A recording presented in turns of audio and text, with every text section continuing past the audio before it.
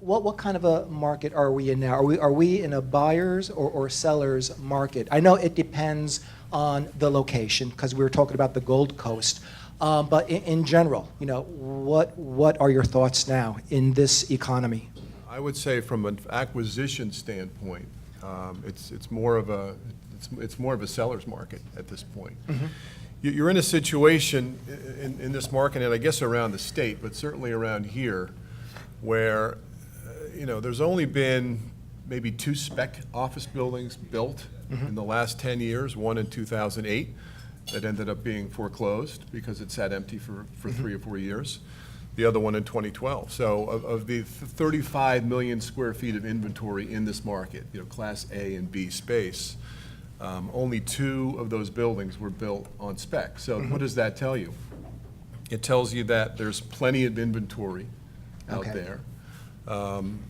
And it also tells you, and interest rates are low as well. So that's driving up the prices up the prices of real estate. So if inventory, if there's no new inventory, and the reason that you've had no inventory is available, but the vacancy rate, Mike said earlier, the vacancy rate is fairly low here relative to other markets.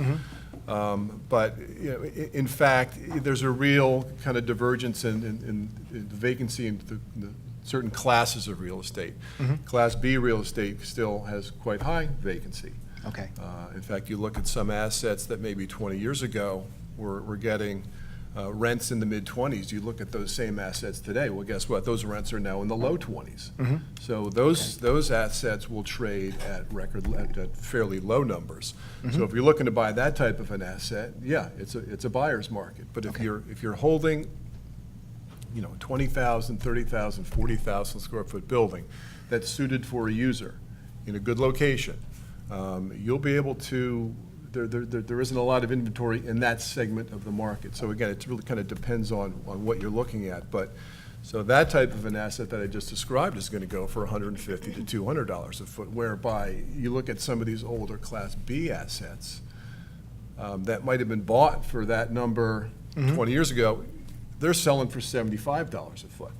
So it really kind of all depends. But the low interest rates have certainly been a boon to the sellers in this market.